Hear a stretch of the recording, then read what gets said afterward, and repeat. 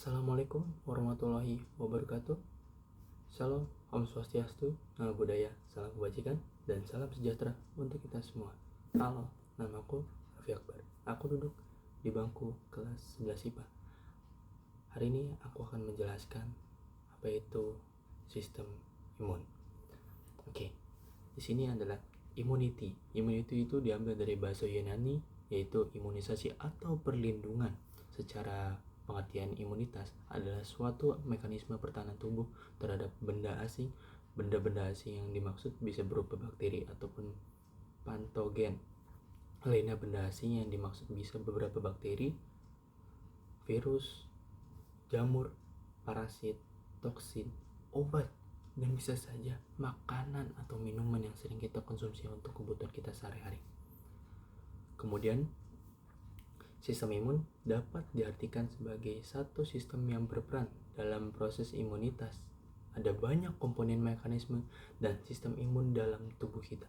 Jadi, untuk kali ini kita akan menyinggung mengenai komponen sistem imun dan sekaligus mengenai bagaimana komponen-komponen sistem imun tersebut berperan dalam pertahanan tubuh kita terhadap patogen.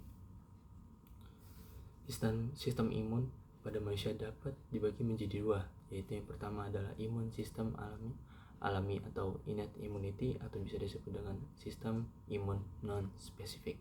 Yang kedua ada sistem imun didapat atau adaptive immunity, sistem imun spesifik. Sistem imun alamiah atau innate immunity merupakan sistem imun yang berperan pada beberapa inflamasi yang bersifat akut. Sistem imun non-spesifik ini pertahanan pertama tubuh kita terhadap serangan mikroorganisme. Sesuai nama-namanya, sistem imun ini tidak bersifat spesifik terhadap satu patogen ataupun mikroorganisme tertentu.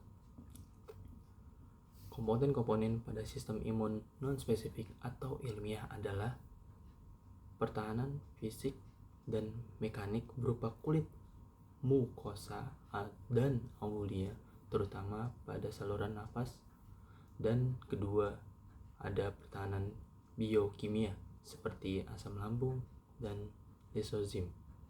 Yang ketiga, ada pertahanan humoral seperti sistem komplement, interferon, dan secretive protein atau bisa disebut dengan CRP. Dan yang terakhir adalah pertahanan seluler yang diperankan oleh sel-sel fagosit seperti makrifag, neutrofil, dan juga NK cell. Keempat komponen sistem imun non-spesifik ini akan aktif sebagai mekanisme pertahanan tubuh. Sebagai mekanisme pertahanan tubuh terhadap suatu patogen. Nah, biasanya pada saat imun alamiah atau non-spesifik ini aktif, akan menyebabkan terjadi suatu peristiwa inflamasi pada lokasi terjadinya pertemuan antara komponen imun dan patogen tertentu yang menyebabkan kerusakan pada jaringan sistem imun alamiah atau non-spesifik tidak memiliki memori terhadap suatu jenis patogen tertentu adalah oleh karenanya proses imunologis atau dimediasi oleh sistem imun non-spesifik pada hampir setiap patogen bersifat mirip. Sedangkan untuk sistem imun didapat atau sistem imun adaptif atau sistem imun spesifik merupakan sistem imun yang memiliki spesifitas terhadap patogen atau jenis inflamasi tertentu, berbeda dengan memiliki imun alamiah yang tidak memiliki memori terhadap suatu patogen sistem. Imun adaptif ini memiliki sel memori yang akan menghasilkan suatu protein yang menjadi respon imunologis dan kemudian kita sebut sebagai imunoglobulin. Nah, lalu komponen utama dari sistem imun spesifik adalah S limfosit. Pada dasarnya sistem imun spesifik dibagi yaitu ada dua tipe berdasarkan pertahanan terhadap patogen ekstraseluler ataupun intraseluler. yaitu komponen seluler dan komponen humoral. Pada komponen seluler, sel yang menjadi mediator respon imunologis adalah sel limfosit T. Secara umum, sel limfosit T dibagi menjadi 3 jenis, yaitu sel T helper atau CD14. Yang kedua ada sel T cytotoxic atau juga yang ketiga CD18. Dan sel T regulator masing-masing jenis LTI memiliki mekanisme yang berbeda untuk merespon adanya patogen yang ada di intraseluler.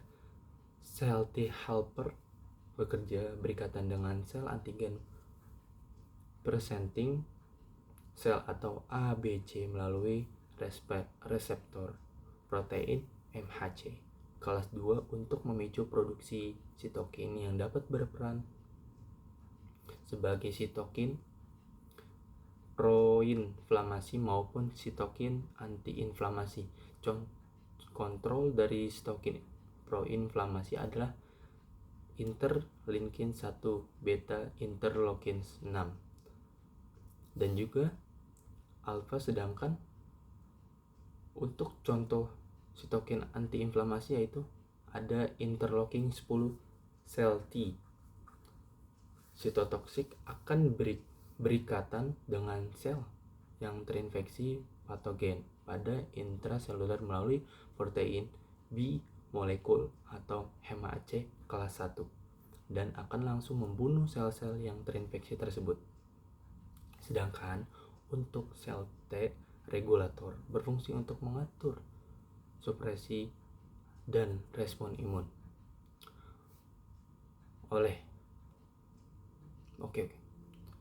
Oke, kita lanjut. Bahas tentang komponen humoral, komponen dari sistem imun adaptif dimediasi oleh sel B. Sel B memegang peran sebagai sel memori terhadap pajangan patogen tertentu. Sistem imun adaptif yang memungkinkan adanya memori terhadap pajangan patogen tertentu dinamakan immunologic memory. Pada mulanya, sel B naif akan terpanjang kepada patogen tertentu, baik langsung berikatan terhadap antigen yang diekspresikan pada permukaan sel patogen ataupun berikatan dengan APC berupa paling call R dan Dietrich cell. Selanjutnya, sel B yang terpanjang tersebut akan mengalami proliferasi dan diferensiasi di sumsum tulang menjadi 100 lb memori yang memiliki memori dan spesifitas terhadap antigen dari patogen tertentu, dan sel plasma yang menghasilkan imunoglobulin spesifik terhadap infeksi patogen tersebut akan dihasilkan semakin sering tumbuh terpanjang oleh patogen yang sama, maka titer antibodi yang dihasilkan oleh plasma tersebut semakin tinggi. Hal ini akan meningkatkan efektivitas respon imun tubuh terhadap patogen tersebut. Itu dia yang tadi saya jelaskan untuk materi sistem imun. Kurang lebih mohon maaf. Boleh dikoreksi saja kalau ada yang salah-salah. Wabillahi taufiq wal hidayah. Wassalamualaikum warahmatullahi wabarakatuh. Dadah. Semangat belajar ya.